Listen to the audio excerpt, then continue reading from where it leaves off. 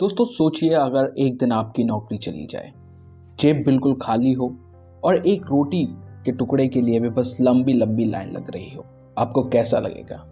ये सिर्फ एक कल्पना नहीं है बल्कि 1929 से 1932 के बीच का सच था। द ग्रेट डिप्रेशन, दुनिया की सबसे बड़ी आर्थिक मंदी। आज मैं आपको इसमें बताऊंगा कि ये क्राइसिस कैसे आई, लोगों की जिंदगी किस तरीके से तबाह हो गई और हम इससे क्या सीख सकते हैं।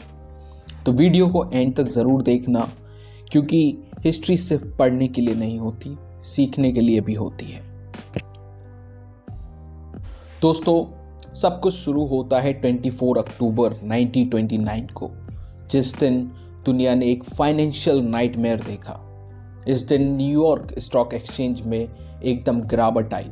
लोग घबरा गए, उन्हें लगा कि उनका पूरा पैसा डूब गया है, तो सब ने अपने शेयर्स बेचना शुरू कर दिया।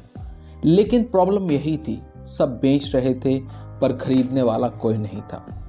मार्केट और नीचे गिरता गया। सिर्फ कुछ ही दिनों में लगभग $30 बिलियन उड़ गए। सिर्फ बड़े बिजनेस ओनर ही नहीं बल्कि आम आदमी भी इस हालात से गुजर रहा था, क्योंकि उन लोगों की लाइफ सेविंग भी स्टॉक में लगी थी और वो एक दिन में बर्बाद हो गई। यह एक चेन रिएक्शन था जो सिर्फ अमेरिका ही नहीं बल्कि दुनिया भर में फैल गया। दोस्तों स्टॉक मार्केट क्रैश होने के बाद सबसे बड़ी दिक्कत ये आई कि बैंक्स बंद होने लगे। जिन लोगों ने अपना पैसा बैंक्स में रखा था, उनका एक दिन में पता चला कि उनका पैसा खत्म हो गया। कई लोगों ने गुस्से में आकर अपने बैंक्स के बाहर प्रोटेस्ट किया, लेकिन कुछ नहीं हो सकता था क्योंकि बैंक के पास भी देने के लिए कोई पैसा नहीं बचा था। बड़ी फैक्ट्रीज बंद होने लगी, लोगों की नौकरी चली गई और एक टाइम ऐसा आया जब अमेरिका में हर चौथा इंसान बेरोजगार हो गया। 2032 तक 25% लोग बेरोजगार हो चुके थे। सड़कों पे भूख से तड़पते हुए लोग दिखने लगे।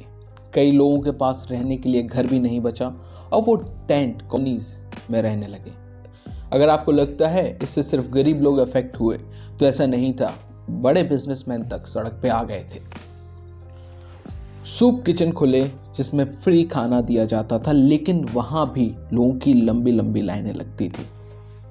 अब जैसे ये सभी प्रॉब्लम कम थी, 1930s में डस्ट ब्लो नाम का एक और डिजास्टर आया।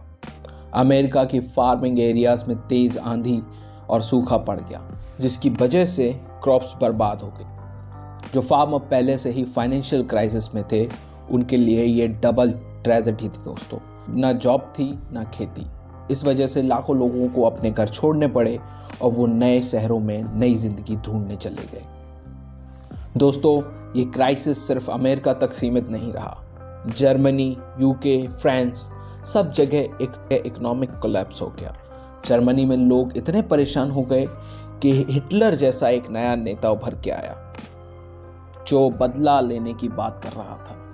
इस ग्रेट डिप्रेशन ने वर्ल्ड वॉर 2 की आग भी लगा दी। 1932 में अमेरिका के नए प्रेसिडेंट फ्रैंकलिन डी रूजवेल्ट आए। उन्होंने न्यू डील पॉलिसी शुरू की, जिसमें नए जॉब्स क्रिएट किए गए, नए बैंकिंग रिफॉर्म्स लाए गए और लोगों को फाइनेंशियल हेल्प मिली। धीरे धीरे इकोनॉमी रिकवर होने लगी, लेकिन पूरी तरीके से ग्रेट डिप्रेशन खत्म तब हुआ जब वर्ल्ड वॉर 2 स्टार्ट हो गया। दोस्तों ग्रेट डिप्रेशन ने एक सबक दिया। सबसे पहला, सिर्फ एक इनकम सोर्स पे डिपेंडेंट मत रहो। अगर आपके पास एक ही जॉब है या बिजनेस है और वो बंद हो गया, तो आप क्या करोगे? मल्टीपल इनकम स्ट्रीम्स जरूरी है दोस्तों।